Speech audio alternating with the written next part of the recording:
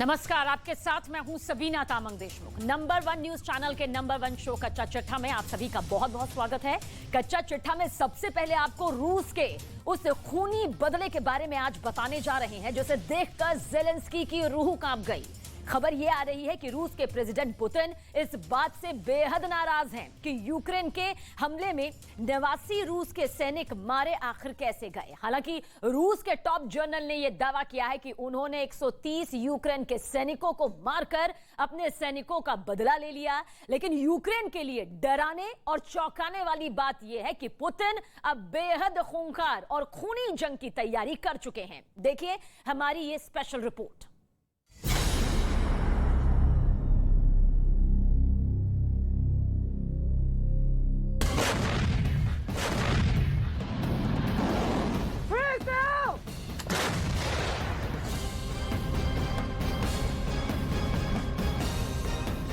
आखिर ऐसी क्या वजह है कि जंग के 300 दिन बाद अब रूस और यूक्रेन एक दूसरे के सैनिकों का नरसंहार कर रहे हैं।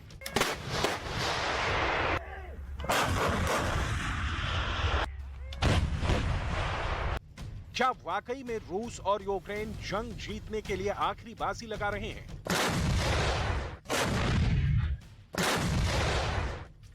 मोबाइल की मौत मारे गए रूसी सैनिकों की मौत का बदला रूस ने किस मिसाइल से लिया जिसे लेकर यूक्रेन के डिफेंस एक्सपर्ट्स तक हैरान है।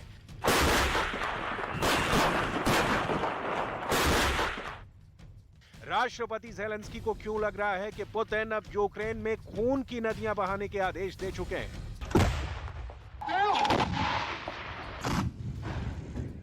आखिर रूस ने अपने 89 सैनिकों का बदला यूक्रेन के 130 से ज्यादा सैनिकों को मारकर कैसे लिया?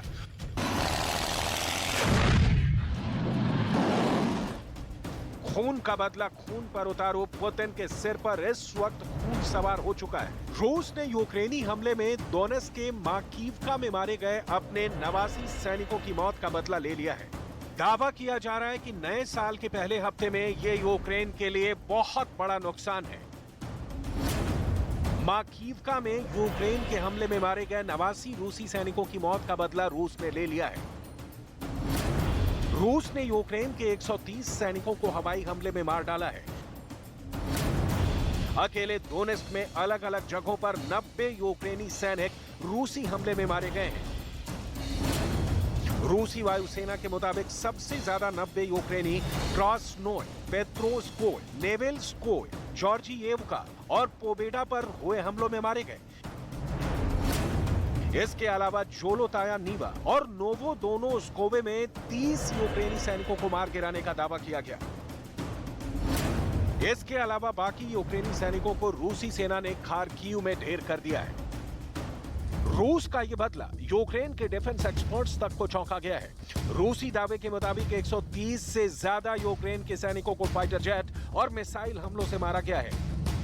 रूस तो यहां तक दावा कर रहा है कि उसने यूक्रेन के 2 हाइमर्स लॉन्चर्स और 800 से अधिक रॉकेट को तबाह कर दिया है। В результате ракетного и авиационного ударов по скоплению военной техники в районе железнодорожной станции Дружковка в Донецкой Народной Республике уничтожены 2 пусковые установки реактивных систем залпового огня «Хаймарс» производства США, 4 боевые машины реактивных систем залпового огня чешского производства, более 800 реактивных снарядов к системам залпового огня, 6 автомобилей, а также до 120 украинских военнослужащих.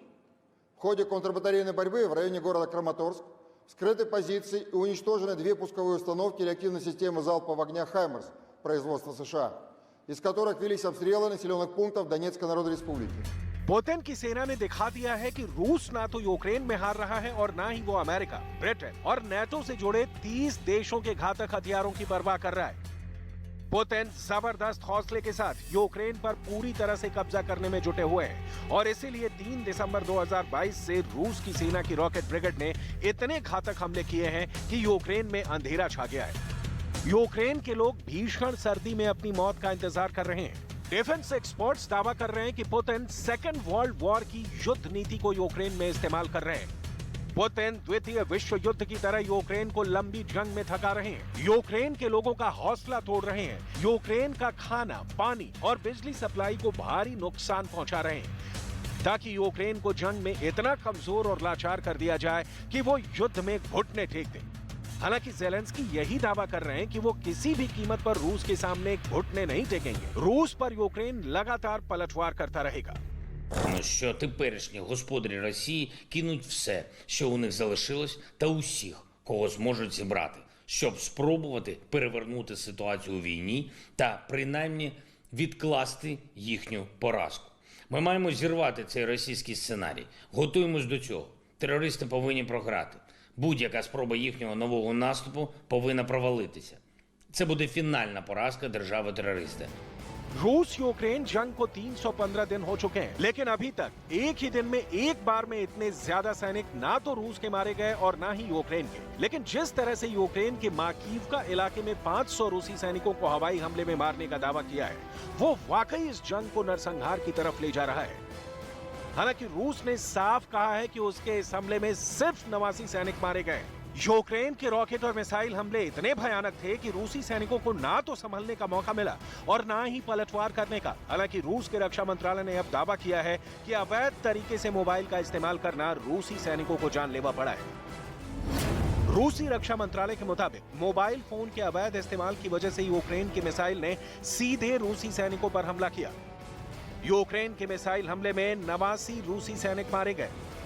रूस के दावे के मुताबिक 4 यूक्रेनी मिसाइलों ने पूर्वी यूक्रेन में रूस के कब्जे वाली मावीवका में एक व्यावसायिक कॉलेज पर हमला किया था, जिसे रूसी सेना इस्तेमाल कर रही थी। यूक्रेन की मिसाइलों ने इसी रूसी बैरक को निशाना बनाया, जहां रूसी सैनिक अवैध तरीके से मोबाइल चला रहे थे। मोबाइल से मिली लोकेशन को ट्रेस करते हुए यूक्रेन की 4 मिसाइलें सीधे रूस के सैनिकों पर गिरी, जिसमें सैकड़ों सैनिक मारे गए। यूक्रेन के मुताबिक इस हमले में 500 रूसी सैनिक मारे गए, जबकि रूस का दावा है कि हमले में सिर्फ 89 रूसी सैनिक मारे गए। В настоящее время работает комиссия по расследованию обстоятельств происшествия. Но уже сейчас очевидно, что основной причиной произошедшего стало включение и массовое использование, вопреки запрету, личным составом мобильных телефонов в зоне досягаемости средств поражения противника. Данный фактор позволил противнику запеленговать и определить координаты расположения военнослужащих для нанесения ракетного удара. हालांकि यूक्रेन के राष्ट्रपति ज़ेलेंस्की ने इस हमले पर कोई सीधा बयान नहीं दिया है, लेकिन इतना जरूर कहा है कि रूस यूक्रेन पर बहुत बड़े हमले का प्लान तैयार कर चुका है और यूक्रेन पर कभी भी बड़ा हमला हो सकता है। ज़ेलेंस्की ने तो यहां तक दावा किया है कि बेलारूस भी यूक्रेन के साथ मिलकर हमला करने जा रहा है, लेकिन इसके बावजूद ज़ेलेंस्की दावा कर रहे हैं कि रूस अपनी हार को लंबा खींचने की कोशिश कर रहा है। लेकिन रूस इतना जान ले कि उसकी हार यूक्रेन के हाथों तय हो चुकी है। यूक्रेन अपनी रक्षा तैयारियों में कोई कसर नहीं रखेगा। Доповіді головнокомандувача щодо оперативної ситуації на фронті, керівника розвідки про те, чого варто очікувати від ворога найближчими тижнями і місяцями. Дуже детально визначаємо потребу України, нашої оборони, нашої енергетики. І працюємо над тим, щоб кожну з потреб задовільнити, зокрема з партнерами. इस वक्त रूस ने अपने हवाई हमलों के साथ साथ जमीनी हमलों को काफी बढ़ा दिया है। साथ ही ईरान से मिले शाहिद 136 और अराश 2 जैसे ड्रोन से यूक्रेन पर भयानक हमले पूरी रफ्तार से शुरू किए हैं। हालांकि यूक्रेन दावा करता है कि उसने रूस के सैकड़ों हमलावर ड्रोन्स को मार गिराया है, लेकिन सवाल उठता है कि अगर रूस के ड्रोन नाकाम हैं तो फिर यूक्रेन रूस के ड्रोन से इतना ज्यादा घबराया हुआ क्यों है? क्यों यूक्रेन की सेना के टॉप जनरल घातक मानते हैं? Протягом минулої доби противник завдав 6 ракетних та 52 авіаційних удари. Здійснив 77 обстрілів з реактивних систем залпового вогню. Всі 6 ракетних, а також 30 авіаційних ударів ворог завдав по цивільній інфраструктурі. Крім того, всі 27 БПЛА «Шахед-136», які застосував противник, збиті силами оборони України. यूक्रेन की राजधानी कीव पर रूस पूरी तरह से कब्जा करने के लिए कोई कसर नहीं छोड़ रहा है। रूस के लिए कीव कितना खास टारगेट है, इसे पुतिन भी अच्छी तरह से जानते हैं। पुतिन जानते हैं कि एक बार अगर कीव पर रूस पूरी ताकत से हमला करके कब्जा कर लेगा, तो फिर ज़ेलेंस्की के यूक्रेन को घुटनों पर ले आएगा। इस युद्ध में पुतिन यही दावा कर रहे हैं कि रूस हमला करने वाला देश नहीं है, बल्कि रूस को अपने बचाव में हमला करने के लिए मजबूर किया गया है। Подогнали к этой черте. Или все сдавать, или бороться. Вот пока у нас есть такие люди, как вы и ребята и девушки, которые рядом с вами, сдавать ничего нельзя. Нужно только бороться, только вперед.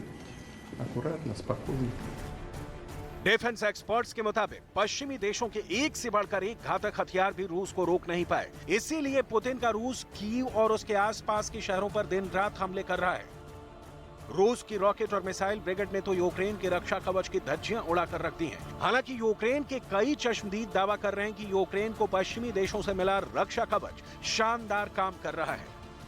березі, і ми на власні очі бачили, як працювали ППО, були вибухи, були розриви. Ну, ми вже чули, також знаємо звук ракети, проліт, це ми дуже гарно знаємо. Ми знаємо звук дронів, їхній звук, це диркотання цих мопедів. На жаль, ну, тримаємося. वॉर एक्सपर्ट्स के मुताबिक इस वक्त यूक्रेन के अंदर रूस और यूक्रेन के सैनिक एक दूसरे पर बेहद करीब से भयानक हमले कर रहे हैं। एक एक बंकर रणनीतिक तौर पर सबसे खास टारगेट्स के लिए भयानक जंग चल रही है। हालात ये हैं कि सैनिकों की लाशों के ढेर लग गए हैं। इधर जब से बेलारूस रूस के साथ मिलकर युद्ध के मैदान में उतरा है, तब से बखमुत जैसे हालात पूरे यूक्रेन में दिखने लगे हैं। बखमुत यूक्रेन का वही शहर है जहां की 70,000 की आबादी रातों रात रूस की फौज के खौफ से या तो भाग गई या फिर मारी गई। लेकिन अब जिस तरह से रूस के सैनिकों पर यूक्रेन ने भयानक हमला किया है, तब से पुतिन के रूस के सिर पर खून सवार हो गया है। अब ऐसा लगने लगा है कि रूस अपने सैनिकों की मौत के बदले यूक्रेन के सैनिकों के नरमुंड का ढेर लगा देना चाहता है। इसीलिए पुतिन ने साफ आदेश दिया है कि अब पूरी रफ्तार से यूक्रेन पर ऐसा हमला करो कि किसी को भी संभलने का मौका तक न मिले। यानी आने वाले दिनों में बहुत बड़ी संख्या में यूक्रेन के सैनिक रूस की सेना के हाथों मारे जा सकते हैं और राष्ट्रपति ज़ेलेंस्की को भी इसका एहसास पुतिन ने करा दिया है। ब्रिटेन के प्रधानमंत्री ऋषि सुनक ने राष्ट्रपति ज़ेलेंस्की को एक नई लाइफलाइन दी और ज़ेलेंस्की को ये नई लाइफलाइन यूक्रेन को ब्रिटेन से मिलने वाले 2,500 करोड़ के नए हथियार पैकेज की शक्ल में मिली। दरअसल यूक्रेन की मदद करने के पीछे ब्रिटेन की अपनी बहुत बड़ी मजबूरी भी छिपी है, क्योंकि जनवरी में ही एक बड़ा खतरा उसकी सरहद के पास आने वाला है। आप हमारी ये रिपोर्ट देखेंगे तो आपको मालूम चलेगा कि आखिर यूक्रेन महाजंग की आड़ में ब्रिटेन पर आखिर कौन सा ये बड़ा खतरा मंडरा रहा है।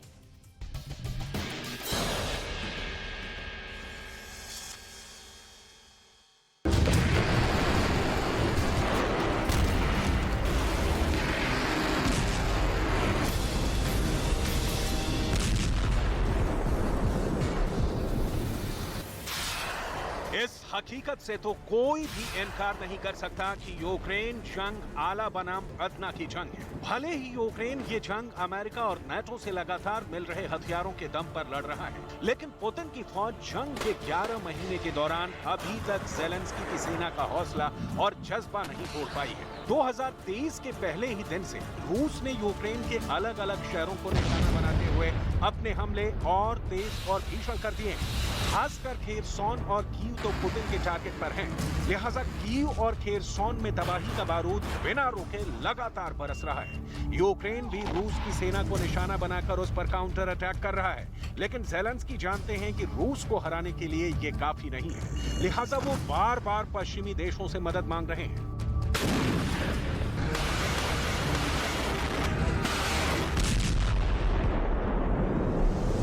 Говорив з прем'єр-міністром Канади. І це четверта міжнародна розмова за сьогодні. Прем'єр-міністр Нідерландів, прем'єр-міністр Британії, прем'єр-міністр Норвегії і ось Джастін Трюдо. Ми почали цей рік одразу з того, що найбільше необхідне Україні саме зараз, напередодні тих нових мобілізаційних процесів, які готуються державою-терористом. Саме зараз той момент, коли разом з партнерами ми маємо посилити нашу оборону.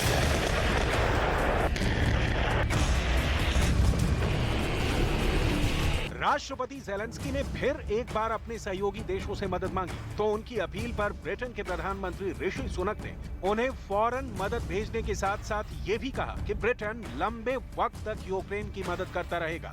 ब्रिटेन के प्रधानमंत्री के प्रवक्ता के मुताबिक ब्रिटेन यूक्रेन की मदद के लिए 1000 एंटी एयर मिसाइलें भिजवा चुका है। ब्रिटेन के प्रधानमंत्री के साथ बातचीत के बाद राष्ट्रपति ज़ेलेंस्की ने भी एक ट्वीट किया। ब्रिटेन के प्रधानमंत्री ऋषि सुनक के साथ हमने सैन्य सहयोग को बढ़ाने की बात की। हम इस साल जीत को और करीब लाने के लिए अपने प्रयासों को तेज करने पर सहमत हुए। इसके लिए हमारे पास पहले से ही ठोस निर्णय है।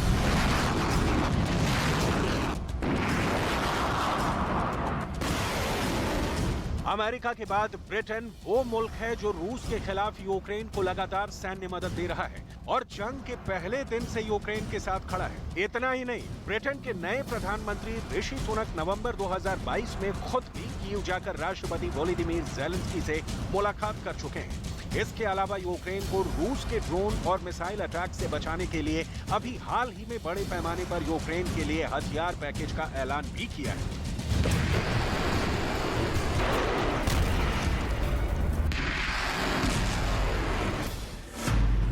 ब्रिटेन ने यूक्रेन के लिए 2500 करोड़ के हथियार पैकेज का ऐलान किया है। अब तक यूक्रेन को ब्रिटेन मल्टी रॉकेट लॉन्चर दे चुका है। इसके अलावा ब्रिटेन ने यूक्रेन को एंटी एयरक्राफ्ट सिस्टम भी दिए हैं और इसके साथ साथ तोप के लिए 1 लाख गोले भी दिए हैं।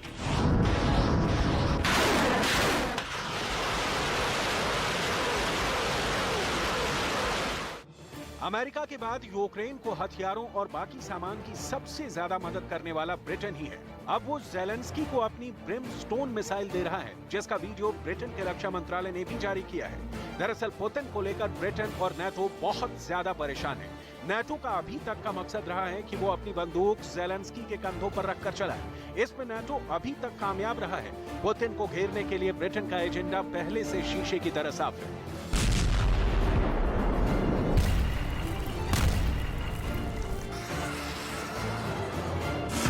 ब्रिटेन की ब्रिमस्टोन एंटी शिप मिसाइल बहुत खास है। इसकी रेंज अलग अलग वर्जन में 20 किलोमीटर से लेकर 60 किलोमीटर तक है।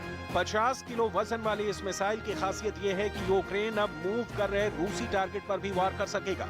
ये ऐसी मिसाइल है जो 70 किलोमीटर प्रति घंटे की रफ्तार से चल रहे टारगेट को भी नहीं बख्शती है। ब्रिमस्टोन इस वक्त ब्रिटेन के सबसे खास हथियारों में शुमार की जाती है, ठीक वैसे जैसे ज़ैवलिन को अमेरिकी फोर्स का एक बहुत बेहतरीन हथियार कहा जाता है।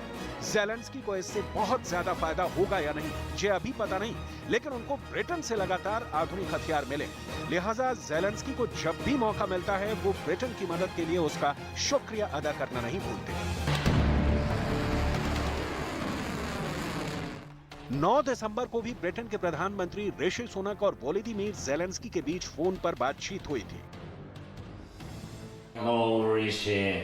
Happy to hear you. Thank you so much. I'm really glad to have this conversation and to prolong our dialogue. Yeah, it's great. How are you? It's great, great to talk to you as always. And let me start by saying it was lovely to meet your wife when she was here a little while ago. Much that our team had very good meeting directly with their vis-a-vis, and thank you. The first Vice Prime Minister Sridenga told me with details, all the meetings. So thank you, and thanks Britain for such big support for Ukraine.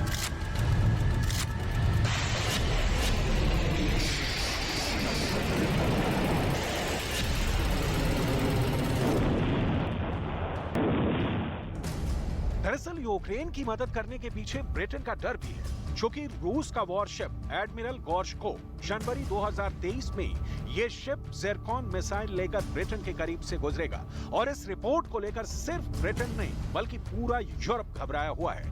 Britain का डर इसलिए बढ़ गया है क्योंकि रूस का admiral Gorshkov frigate भूमध्य सागर में एक युद्धाभ्यास में शामिल होने जा रहा है और ये जहाज सुपरसोनिक ज़िरकॉन मिसाइल से लैस है। ब्रिटेन ही नहीं बल्कि नाटो भी गोर्शकोव के रूट पर नजर रखे हुए है।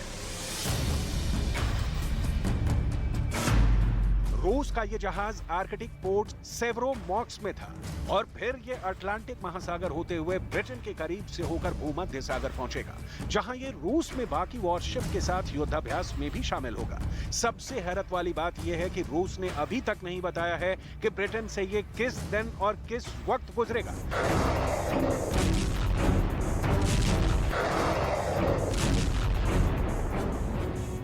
अभी तक ब्रिटेन और बाकी नाटो की नौसेना एडमिरल गोर्शको का इंतजार कर रही है और कह सकते हैं कि बहुत बेसब्री से कर रही है कि कब रूस का ये जहाज ब्रिटेन के करीब से गुजरेगा। समंदर की लहरों पर तैरता ये रूस की नौसेना का फ्रिगेट एडमिरल गोर्शको है। रूस का दावा है कि ये उसकी नौसेना का वो विलक्षण विध्वंसक विनाशकारी युद्धपोत है जिसका तोड़ दुनिया के किसी भी देश के पास नहीं है। अब कह सकते हैं कि ज़िरकॉन से लैस होने के बाद ये बात बहुत हद तक सही है। एडमिरल गोर्शको मल्टी रोल जंगी जहाज है। इसमें लंबी दूरी की मिसाइल भी है और इसका एयर डिफेंस सिस्टम भी बहुत खतरनाक है। ये करीब 9000 किलोमीटर के दायरे में ऑपरेट कर सकता है। इसकी अधिकतम रफ्तार 55 किलोमीटर है।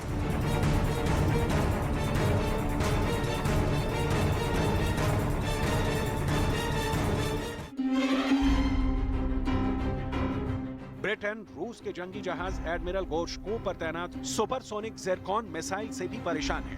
रूस यूक्रेन जंग के दौरान एक नहीं बल्कि कई बार ब्रिटेन को दुनिया के नक्शे से हमेशा के लिए मिटा देने की धमकी दे चुका है। लिहाजा ब्रिटेन का डर भी जायज है और ज़िरकॉन रूस के बारूदी असलहे का वो अमोघ अस्त्र है कि फिलहाल जिसका तोड़ दुनिया के किसी भी देश के पास नहीं है। दरअसल ज़िरकॉन एक हाइपरसोनिक क्रूज मिसाइल है जो 7000 मील प्रति घंटे यानी 11000 किलोमीटर प्रति घंटे की रफ्तार से हमला करती है। यानी ज़िरकॉन 1 सेकंड में 3 किलोमीटर से ज्यादा की दूरी तय करती है। इस मिसाइल की रेंज 1000 से 1500 किलोमीटर के बीच है। यानी अपनी पूरी रफ्तार के साथ ये अपने टारगेट को 8 से 9 मिनट के अंदर हिट करेगी।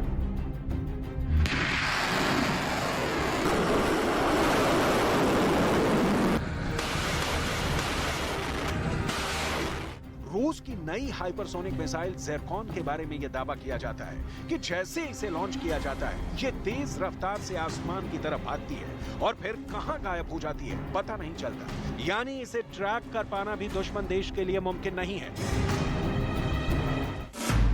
ज़िरकॉन एक हाइपरसोनिक क्रूज मिसाइल है जो पनडुब्बी, वॉरशिप या फिर जमीन पर लगे लॉन्चर से दागा जा सकता है। ये मिसाइल 30 फीट लंबी है और ये 400 किलो तक का वॉरहेड लेकर हमला कर सकती है। ज़िरकॉन 200 किलो टन के परमाणु हथियार ले जाने में सक्षम है। ज़िरकॉन में स्क्रैम जेट इंजन लगा है जिसकी बदौलत ये 28 किलोमीटर की ऊंचाई तक जा सकती है।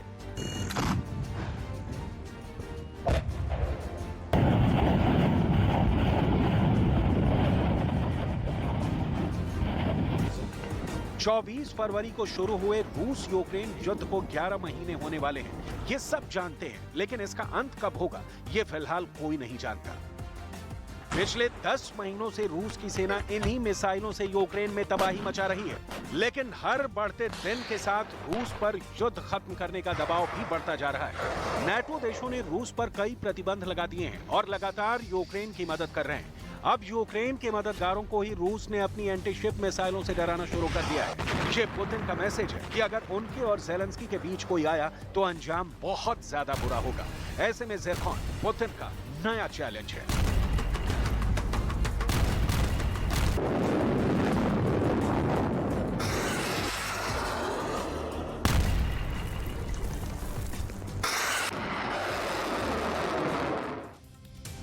यूक्रेन से लेकर ब्रिटेन तक तनाव ही तनाव फैला हुआ है और अब व्लादिमीर पुतिन का एक नया दोस्त अमेरिका पर आफत बरसाने के लिए पूरी तरह तैयार नजर आ रहा है। ईरान ने कहा है कि वो अपने जनरल कासिम सुलेमानी का बदला हर हाल में हर कीमत में लेगा और अब रूस को ड्रोन सप्लाई करने के बाद पुतिन ने भी सुलेमानी वाला बदला लेने की ठान ली है। ये रिपोर्ट देखेंगे तो आपको महायुद्ध का नया फ्रंट कुछ इस तरह से देखने को मिलेगा।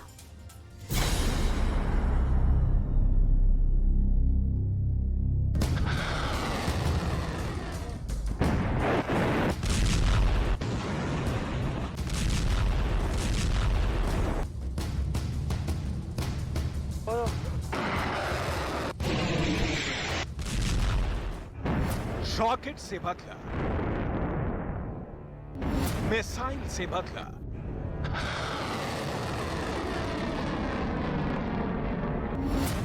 आत्मघाती ड्रोन से बदला। आते हुए गुस्से को महसूस कर रहे हैं, लेकिन सबसे पहले देखिए ईरान के राष्ट्रपति इब्राहिम रईसी ने क्या कहा है। शहीद सुलेमानी रा az yad naborde va nakhohim bord و بدانند انتقام خون شهید سلیمانی حتمی است و خواب راحت برای قاتلان و مسببان نخواهند گذاشت. Iran के बदले का क्या मतलब है? कासिम सुलेमानी कौन थे और ईरान के बदले की चिंगारी कैसे अमेरिका और इजराइल से लेकर पूरे यूरोप तक फैल सकती है? इसे बहुत गौर से समझिएगा। ईरान की ये महिलाएं सुलेमानी की तीसरी बरसी पर इकट्ठा हुई हैं और उनके हाथों में जो बैनर है उस पर साफ लिखा है कि अपमान नहीं सहेंगे, हम हुसैन की तरह सामना करेंगे। जनरल कासिम सुलेमानी ईरान के वो कमांडर थे जिन्होंने सीरिया और इराक में आईएसआईएस के खिलाफ युद्ध की रूपरेखा तैयार की। फिर पुतिन से एक सीक्रेट मुलाकात के बाद रूस को सीरिया की जंग का ब्लूप्रिंट दिखाया। रूस ने 2015 में ऑपरेशन शुरू किया और फिर 2018 तक आईएसआईएस का इलाका खत्म होता चला गया। अब जनरल कासिम सुलेमानी की बहादुरी के साथ साथ ईरान की हुकूमत 1400 वर्ष पहले करबला की जंग की याद कर रही है। वो इमाम हुसैन की कुर्बानी की याद दिला रही है और अब अमेरिका को यजीद बताकर ईरान वो बदला लेना चाहता है जो 3 साल से बाकी है, यानी सुलेमानी की हत्या का बदला। 2020 में अमेरिका के एक मिसाइल हमले में ही कासिम सुलेमानी की बगदाद में हत्या कर दी गई थी। 3 जनवरी 2020 को अमेरिका के एक ड्रोन हमले में कासिम सुलेमानी और उनके साथी इराक के कमांडर अब्दुल मुहंदिस की जान चली गई थी। ये सब अमेरिका के तत्कालीन राष्ट्रपति डोनाल्ड ट्रंप की मंजूरी के बाद हुआ था। ईरान ने इसके लिए अमेरिका और इजराइल दोनों को जिम्मेदार ठहराया था। ये ईरान के खिलाफ हुई टारगेट किलिंग में सबसे बड़ा हमला था। ईरान ने इसका बदला भी लिया और उसने इराक में मौजूद अमेरिका के एक मिलिट्री अड्डे पर कई मिसाइलों से हमला किया था। यानी ईरान के खिलाफ ऐसा हमले का जवाब जरूर मिलेगा, ये ईरान ने बता दिया था। ईरान ने हाल ही में हुए विरोध प्रदर्शन में भी अमेरिका, इजराइल और सऊदी अरब का हाथ बताया था, चाहे वो हिजाब के खिलाफ विरोध में हिंसा हो या फिर उसके शहर शिराज में हुआ आतंकी हमला। ईरान का मानना है कि इसके पीछे अमेरिका है। تصور کردند با این شهادت ها، با این ضربه ها، با این جنایت ها می توانند حرکت ملت ایران رو کند کنند. زهی خیال باطل. تهدیدها، تحریمها که می‌خواهید ما را با این تهدید و تحریم متوقف و کند کنید، ما هرگز دچار توقف نخواهیم شد. आपने ईरान के तेवर देख लिए, अब बदले को लेकर रूस का क्या इरादा है वो भी देख लीजिए, क्योंकि रूस के 89 सैनिक यूक्रेन के जिस हमले में मारे गए हैं, पुतिन उसको लेकर बहुत आग बबूला है और अब रूस ने ईरान से मिले शाहिद ड्रोन की नई बैटरी लॉन्च करने की तैयारी कर ली है और इसे अब रूस का सुलेमानी वाला बदला कहा जा रहा है, जिसके टारगेट पर ना सिर्फ यूक्रेन है बल्कि नेटो के वो तमाम अड्डे हो सकते हैं। रूस ने ईरान से सैकड़ों शाहिद ड्रोन खरीदे हैं और वो इससे लगातार यूक्रेन के अहम अड्डों पर हमला कर रहा है। ईरान और रूस के दुश्मन अब एक हैं, यूक्रेन को अमेरिका की मदद मिल रही है, इसलिए ईरान रूस को ड्रोन सप्लाई करके अपने कॉमन दुश्मन को भी टारगेट कर रहा है। फिलहाल जनरल कासिम सुलेमानी की तीसरी बरसी पर ईरान बदला लेने की बात कर रहा है। इन तस्वीरों ने पूरे पश्चिम एशिया में खलबली मचा दी है। ईरान का ये गुस्सा पूरे पश्चिम एशिया में आग लगा सकता है। शिराज पर हुए हमले के बाद से ही ईरान बहुत ज्यादा आक्रामक है। क्या ईरान युद्ध करने जा रहा है? क्या ईरान के टारगेट पर सऊदी अरब है? क्या ईरान एक बार फिर अमेरिका के मिलिट्री अड्डों पर मिसाइल बरसाएगा या फिर ईरान इजराइल को जड़ से मिटाने वाली अपनी प्रतिज्ञा पूरी करना चाहता है? ईरान के गुस्से की वजह साफ तौर पर अमेरिका है, जिसने ज़ेलेंस्की को हाइमर जैसे हथियार देकर पुतिन की मुश्किलें भी बढ़ा दी हैं। पुतिन की फौज भी अब अमेरिका की सप्लाई किए गए हथियारों से मारी जा रही है, जबकि अमेरिका ही वो देश है जिसे ईरान अपना सबसे बड़ा दुश्मन मानता है। दौलत आमरिका मामूलाً तो ईरान و کشورهای خاورمیانه سیاست‌های مداخله‌جویانه و تفرقه افکنانه هست. ما آمریکا رو دشمن اصلی ایران میدونیم. کسی بود که حاج قاسم سلیمانی سرده دلها رو ترور کرد. ما از عمق وجودمون از این بابت خیلی ناراحتیم و دوست داریم که سپاه پاسداران انقلاب اونم مال ایران این انتقام از ایران بگیره. ईरान के शिराज की ये सीसीटीवी फुटेज देखिए, जब 26 अक्टूबर 2022 को शाह चिराग मस्जिद पर आतंकी हमला हुआ था। ये आतंकी AK-47 से गोलियों की बौछार कर रहा है। इस हमले में 13 लोगों की मौत हुई, जिसमें कई बच्चे थे। अब ईरान इस हमले का भी बदला लेना चाहता है। शिराज में हुए आतंकी हमले की जिम्मेदारी ISIS ने ली, तो ईरान का दावा है कि ऐसे आतंकी संगठनों को सऊदी अरब और इजराइल से मदद मिलती रही है। सवाल है कि क्या ईरान सऊदी अरब या फिर इजराइल पर हमला करेगा? अगर ऐसा हुआ तो पश्चिम एशिया में एक बहुत बड़े युद्ध की शुरुआत हो जाएगी। रफ्ते रफ्ते रू به زوال میره، رو به نابودی میره و هر چقدر که بخواد مداخله کنه مداخلش به هیچ جایی قطع نخواهد پیدا کرد. उसका दावा है कि उसने आर्टिलरी अटैक में यूक्रेन के 2 हाइमर्स रॉकेट लॉन्चर तबाह कर दिए। साथ में चेक गणराज्य से मिले RM-70 vampire multi rocket launcher भी खत्म कर दिए। पुतिन की फौज का दावा है कि ऐसे कई हमलों में यूक्रेन के 120 सैनिक मारे गए हैं। लेकिन अब रूस इससे भी खतरनाक धमाकों से जवाब देने की तैयारी कर रहा है और इसे लेकर एक नया हथियार काफी चर्चा में है। ये है ईरान की फतेह 110 मिसाइल। बार बार ऐसी रिपोर्ट आ रही है कि ईरान अब पुतिन को इन मिसाइलों की सप्लाई कर सकता है। ईरान की ये मिसाइल 300 किलोमीटर तक हमला कर सकती है और ये अपने टारगेट के 3 मीटर के दायरे में गिरती है। एक बैलिस्टिक मिसाइल का इतना सटीक होना बहुत बड़ी बात है और यही बात पुतिन को पसंद आ गई। फतेह 110 मिसाइलों के जरिए ही ईरान ने इराक में अमेरिकी अड्डे पर हमला किया था और ऐसी 22 मिसाइलों से उसके 2 मिलिट्री बेस को तबाह कर दिया था। ईरान ने जब अपनी फतेह 110 मिसाइल से कई हमले किए तो अमेरिका उन्हें रोकने में पूरी तरह से फेल साबित रहा। 8 जनवरी 2020 को ईरान ने जब इराक में अमेरिका के 2 मिलिट्री बेस पर हमला किया, ये उसकी सैटेलाइट तस्वीरें हैं। ईरान ने चुन चुन कर अमेरिका के अड्डों को तबाह किया था। कई हैंगर, कई कमांड कंट्रोल सेंटर पूरी तरह से तबाह हो गए थे। अमेरिका को हमले की जानकारी तो मिल गई थी, इसलिए उसके सैनिक आसपास अंडरग्राउंड हो गए थे। लेकिन अमेरिका के एयर डिफेंस सिस्टम ईरान की फतेह 110 मिसाइल को रोकने में नाकाम रहे थे। ईरान ने ऐसी करीब 20 मिसाइल दागी थी। ये जहां गिरी वहां ऐसे ऐसे गड्ढे बने और 100 से ज्यादा अमेरिकी सैनिकों को धमाकों से गहरा सदमा पहुंचा था। इस बार भी अमेरिका का दावा है कि उसके पास ऐसी खुफिया जानकारी है जिसमें अमेरिका के नागरिकों को टारगेट किया जा सकता है। देखा जाए तो ईरान अपने इलाके में एक बड़ी पावर बन चुका है। सबसे बड़ी बात है कि इस वक्त ईरान यूक्रेन युद्ध में रूस की बड़ी मदद कर रहा है और दुनिया की इक्वेशन बताती है कि यूक्रेन के बाद अगर पश्चिम एशिया में कोई मोर्चा खुला तो ईरान की मदद रूस करेगा, इसमें कोई शक नहीं होना चाहिए। वहीं सऊदी अरब की मदद अमेरिका करेगा, इसमें भी कोई संदेह नहीं है। तो एक तरह से यूक्रेन के बाद पश्चिम एशिया अमेरिका और रूस की सबसे बड़ी टक्कर का एक और मैदान बन जाएगा। इस आशंका की वजह जनरल सुलेमानी की हत्या वाले बदले का डर भी है। ईरान अपने हथियारों को यूक्रेन में भी आजमा चुका है और अब पश्चिम एशिया में ऐसे हालात बन चुके हैं कि अगर यहाँ युद्ध भड़का तो देर सवेर अमेरिका और रूस की भी इसमें एंट्री होगी और तब ये एक और महायुद्ध की शक्ल अख्तियार कर लेगा, जिसकी आंच से पूरी दुनिया जलेगी, क्योंकि ये वो इलाका है जहां से पूरी दुनिया को तेल की सप्लाई होती है।